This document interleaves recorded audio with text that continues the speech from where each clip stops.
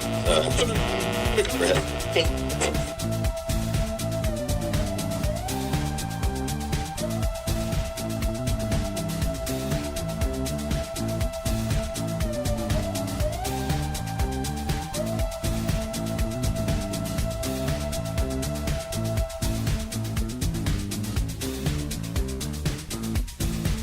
I know I'm a little late this Monday morning. It's 8:10 live, and a little bit of a storm last night knocked the power out, so had to restart all the computers and reconfigure everything back at the home studio after being on the road Thursday and Friday mornings from the RV out in Aurora area. At the Aurora Sportsman's Club, and we'll actually share some of what we talked with Todd Vandermeide about over the weekend, and some footage of the variety of different types of things they've got going on there at the Aurora Sportsman's Club. Very fascinating. Glad to be able to get on the road and meet a ton of people, all who watch this show regularly. If not every day, so greatly appreciate that. So we'll do that a little bit later on, but also we've got to tackle a arrest that happened, and the issue around ICE, Immigration Customs Enforcement, and the intersection of that and Illinois' Safety Act and the end of cash bail with the Pretrial Fairness Act. So some pretty fascinating stuff that we've got to tackle here this morning. So greatly appreciate you being here again. This is Illinois in Focus Daily. You can go to thecentersquare.com and find more of all the stuff we're going to talk about and more. So again, go to thecentersquare.com, or you can subscribe to the newsletter. Real simple. Just click newsletter, fill in your email, and you'll get headlines in your inbox each and every weekday morning. So check out some of the stuff there, including how Congress is impacting the state of Illinois. With, for instance, the rescissions that are happening that Congress passed, and the impact it's going to have on operations for public radio, for instance. So fascinating to see that. So go to thecentersquare.com and sign up for the newsletter today. All right, so also you can get this podcast anywhere you get podcasts. Just search Illinois in Focus and you'll be able to find it, including the weekend edition. So we've got stuff for you every day of the week. It's a digest of what's going on in Illinois, stuff you'll be able to find at the Center Square. So get that podcast where you get podcasts, but also you can wake up with us here each and every weekday morning and join the live chat. Pretty lively bunch there here every morning discussing the issues, so you can join that as well. But if you can't make the live show, we separate all the segments so you can watch those independently. And again, you can also catch the podcast if you're out driving around. All right, so tons more to tackle here with Illinois in Focus Daily. We've got two segments, so stay with us through both of them. And we'll start it off with an alarming story that the federal government had to come in and provide some assurance that a violent, illegal immigrant is not going to be on the streets. So stay tuned. That's coming up here with Illinois in Focus Daily. I'm Greg Bishop with you live each and every weekday morning here for Illinois in Focus Daily.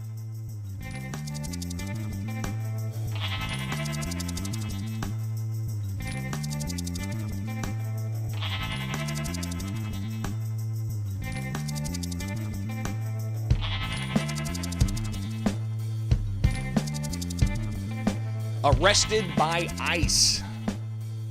A story that we've talked about in the past when it comes to the state's migrant sanctuary policies in combination with the Pretrial Fairness Act and what Republicans say are concerns of the ongoing intersection there, where some non-citizens arrested by local authorities not allowed to communicate to the immigration officials if they have somebody who's a non-citizen.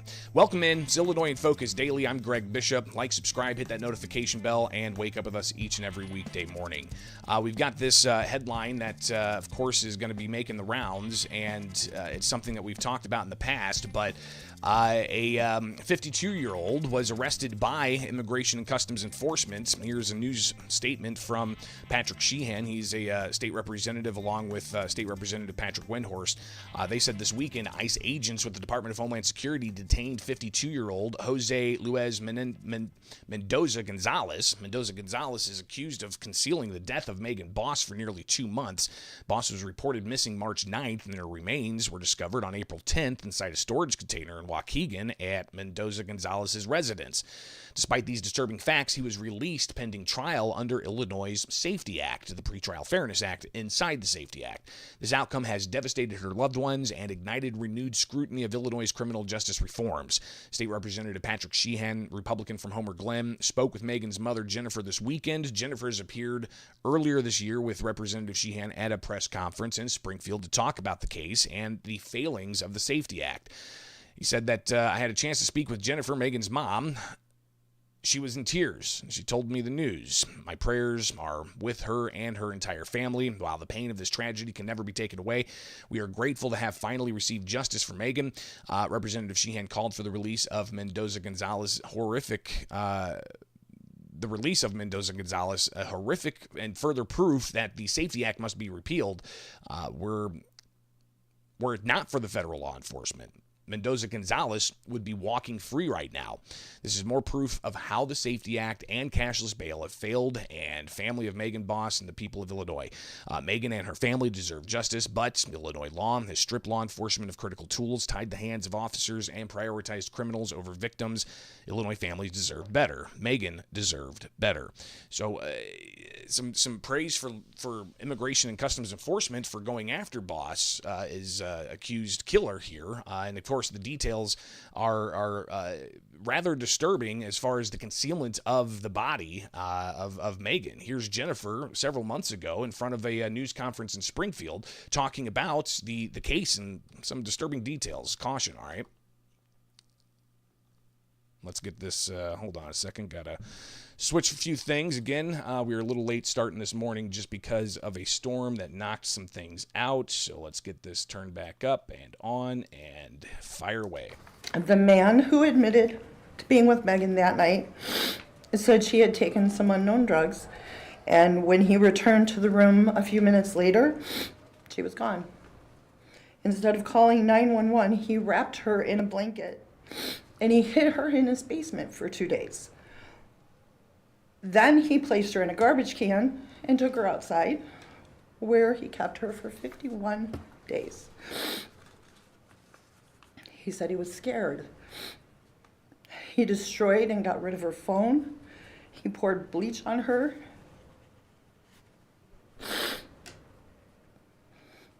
And for a month, he watched as we frantically searched for her. He ignored the flyers. There were flyers everywhere with her face on them. He didn't care about what we were going through. He admittedly hid in his house when we knocked on his door.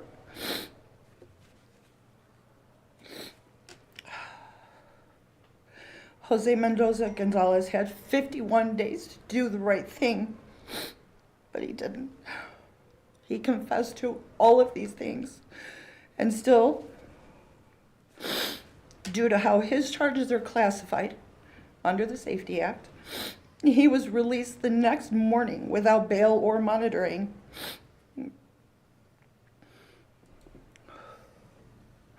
What happens the next time he gets scared?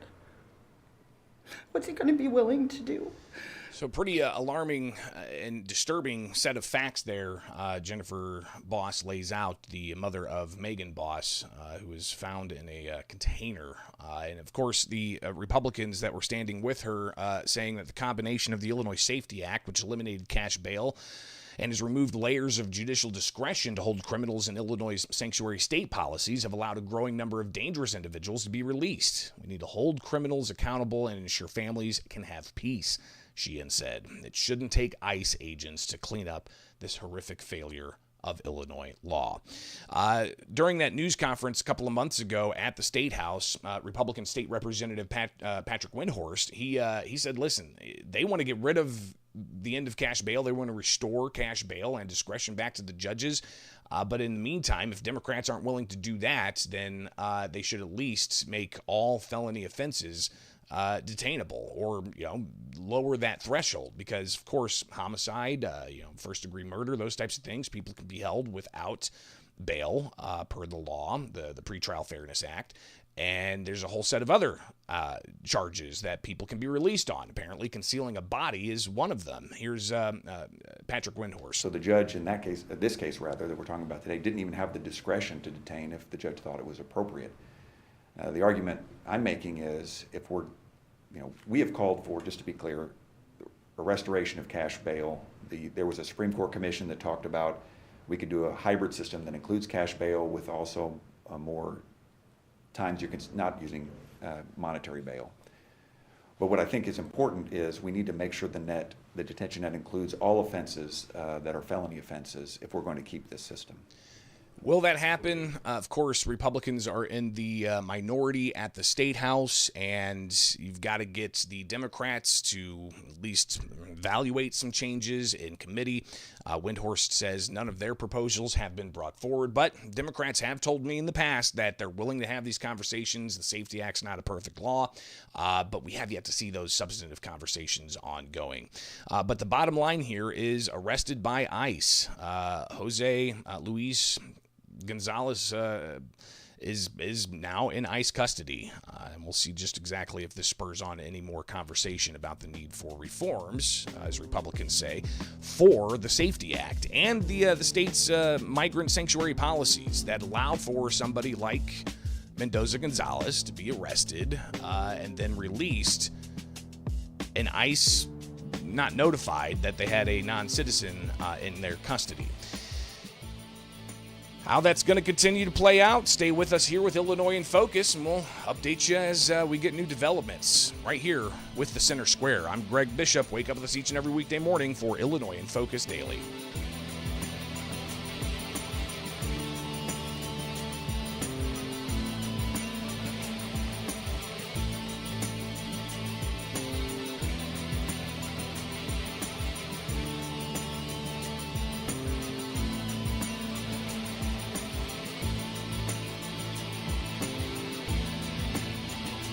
The state's largest outdoor gun range is alive and moving, and it was quite a sight to see over the past few days, where I was up in the Aurora area at the Aurora Sportsman's Club.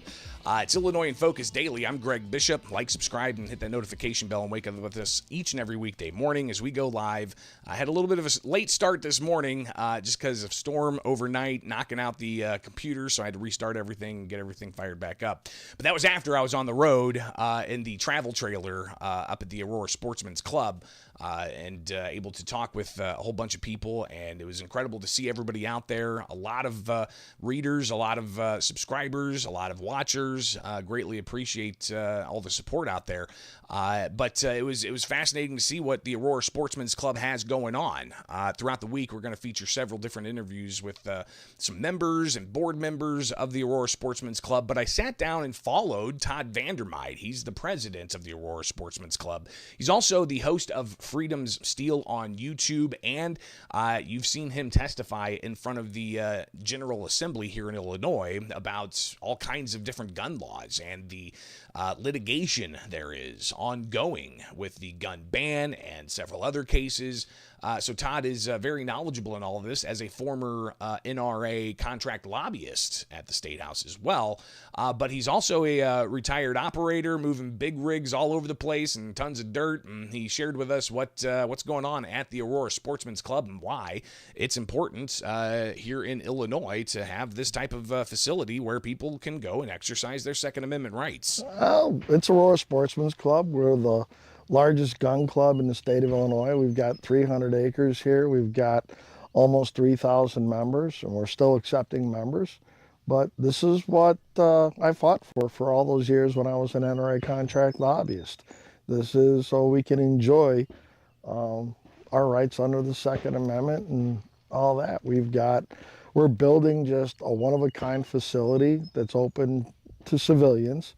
We have a live fire shoot house that's completely DOD ballistically rated. Finding one of those to be able to get home defense, self-defense, and that type of training in are few and far between. I only know of a couple here in the state, and we're one of them. Behind me is our elevated shooting platform that we're putting together on our new 200-yard range complex. There's still one more to go on top of what you see there. That's to give our guys just an extra shooting experience, whether or not you're hunting elk in the mountains or sitting in a tree stand, or if it's competition and training. We're doing all of that. We're working to build us up so that we can host regional and statewide matches. We're already hosting a couple of them, but we want to get more. There's a thing called the tactical games that it's kind of like CrossFit with a gun, and people are into it, and we want to be able to do those types of events. I mean, we're in our 5th year of a major construction plan. So it kind of looks like a bomb went off out here a little bit because of everything that's around, but we're a volunteer club. We do most of the stuff ourselves, volunteer. The equipment you see, the club owns, we run. I'm a retired operator. There's a couple more guys like me. We've got an incredible volunteer base to come out and help. I mean, guys who evidently were starved of Tonka toys when they were children, to other people, we have a bunch of trades guys. You saw them the other day. And our trades guys just come out and donate their time. The shoot house roof that went up, 100 by 150 foot red iron building, we did with all volunteers. We got some volunteer iron workers, we got carpenters, we got electricians, we got all the trades covered, and welders, pipe fitters. So we kind of take advantage of that and do it ourselves. And that's how we stretch the dues dollars farther to get it to go. But we are here for all the shooting sports. This weekend we'll have the practical rifle guys, the guys that JB and Kwame and Bob Morgan love to hate. It's going to be running and gunning with ARs and stuff. You're going to have the muzzleloading guys out here. We're going to have some long-range guys out here. There will be at least 3 outside instructors hosting classes here at the club. There's always something to do. And then we'll have a new membership orientation this Sunday. So we'll hopefully taking in between 50 and 60 new members. So that's, again, Todd Vandermeide, president of the Aurora Sportsman's Club, talking more about what they've got going on out there in Waterman, Illinois, which is just absolutely gorgeous. Farm fields, rolling hills, much different than what there is in central Illinois. Again, more from Todd. Yeah, well, we've seen through, the summer of love in Chicago, the police can't take care of everybody, and they're not allowed to take care of everybody.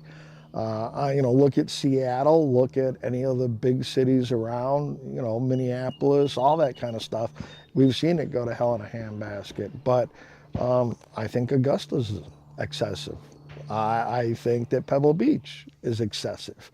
I'm not into golf, So my standing joke is, every golf course is a perfectly good waste of a rifle range. But if they all were rifle ranges, there wouldn't be a big need for us to exist. Kind of catch-22. But people have their sport, and our sport has so many diverse facets. On the shotgun side alone, you've got trap, the basic, skeet. We've got 5-stand. We got the springing teals. We got the pyramid wobble stand. You have sporting clays.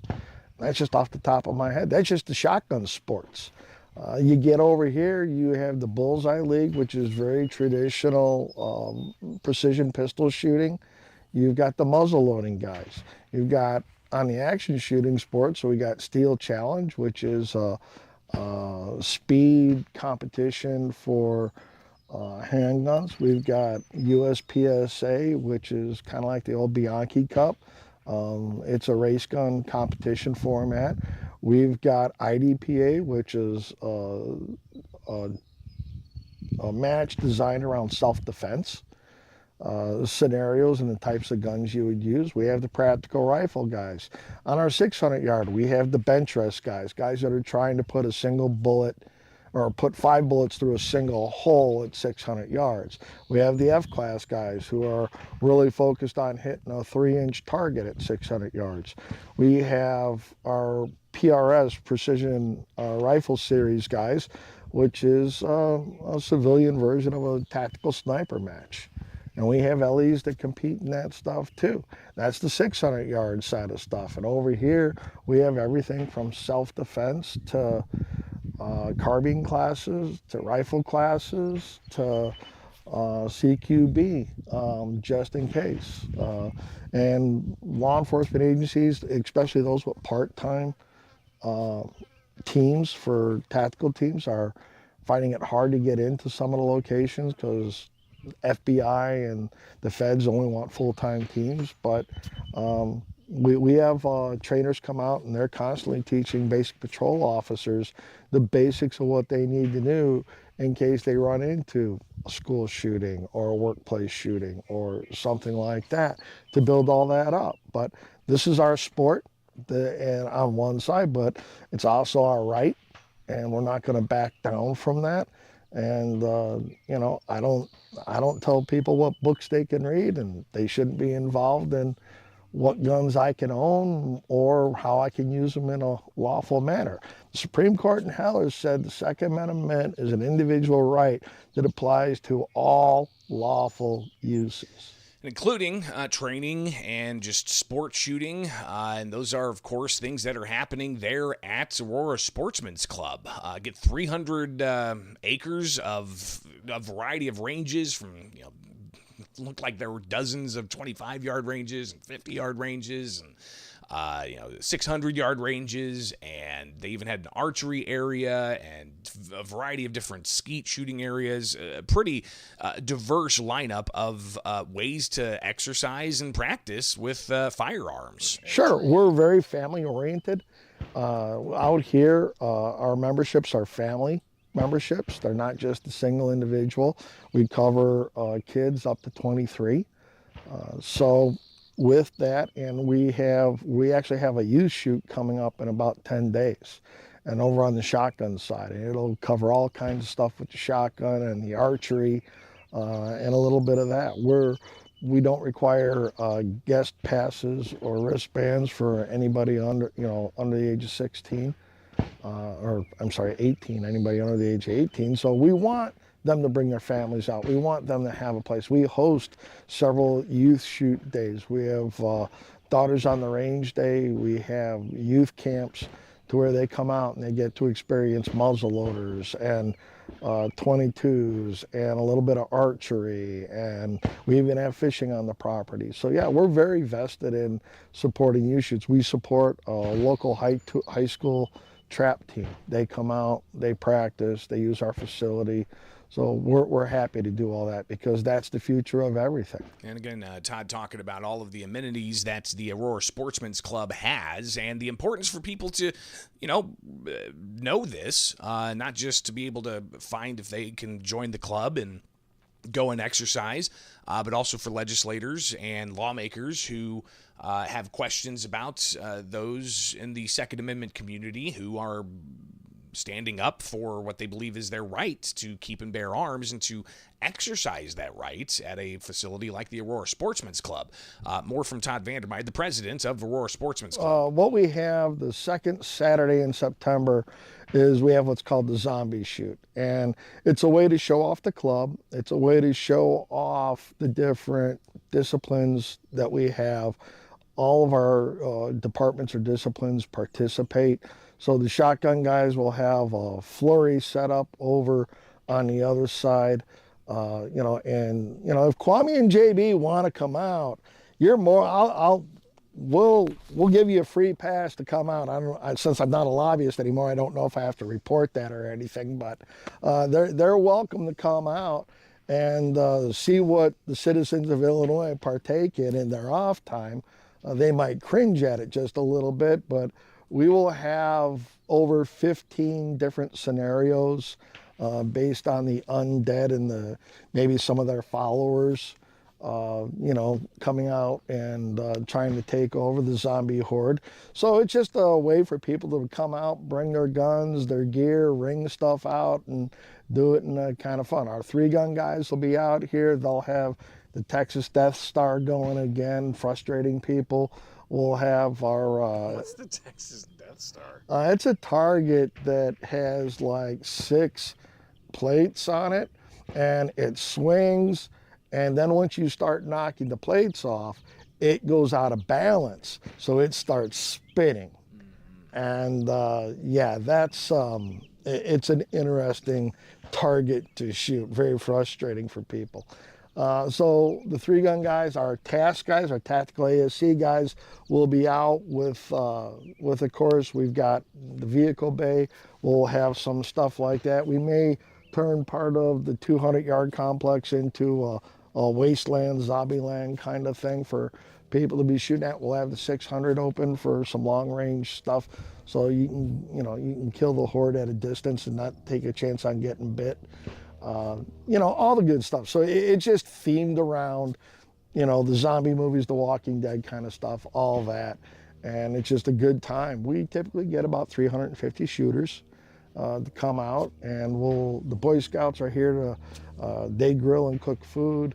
We have some vendors that are out here, but it's all the stuff Bob Morgan and company loves to hate. Again, that's Todd Vandermeide, president of the Aurora Sportsman's Club, where I spent Saturday really watching the practical rifle group train and exercise and compete. And they had all kinds of different stages that they were running.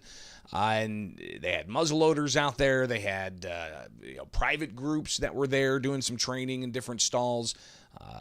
Tons of activity out there. And then just a final word here from Todd. You can't get enough training. You can't get enough practice. And it's a good way. In one of the programs I'm involved in, the task program, we're always telling guys, come out, shoot, wring your gear out. Because there's nothing worse than putting gear on and stuff don't work. And we see that all the time. We actually host a gear clinic once a year for shooters just to go through all that. And it's kind of like the buy once, cry once theory, but helping them avoid. Lots of us have spent thousands and thousands of dollars on gear to find out we don't like it, it doesn't work, it's not what we thought. And we try to get people to understand, hey, don't do this. And there's Chinesium gear that just doesn't work, and there's certain things you don't want. Stay away from those. And there are deals to be had, and there is bargain equipment you can get, but there's also good equipment. And it's just come out and wring out your skills. Now, again, it's a private club, but the zombie shoots that they have scheduled in September is open to the public, from my understanding.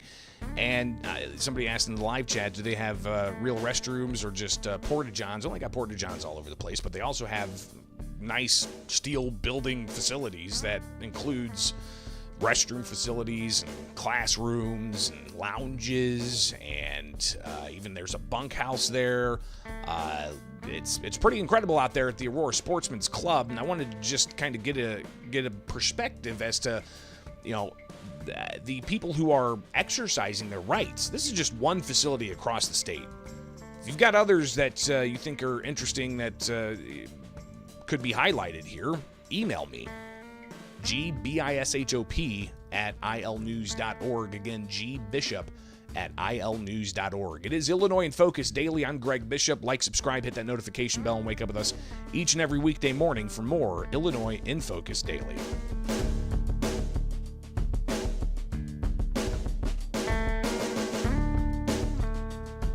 All right, that's all I got for you guys this Monday morning. A little bit of a bumpy start there, so forgive me as I was on the road Thursday, Friday, back at the live studio, dealing with, of course, some power issues because of the storms that came through, but greatly appreciate you guys tuning in and being with me each and every weekday morning. Get the headlines in your inbox at thecentersquare.com. And also you can, of course, get the podcast where you get podcasts. Just search Illinois in Focus. All right, you guys, we'll have some more from what happened over the weekend at Aurora Sportsman's Club.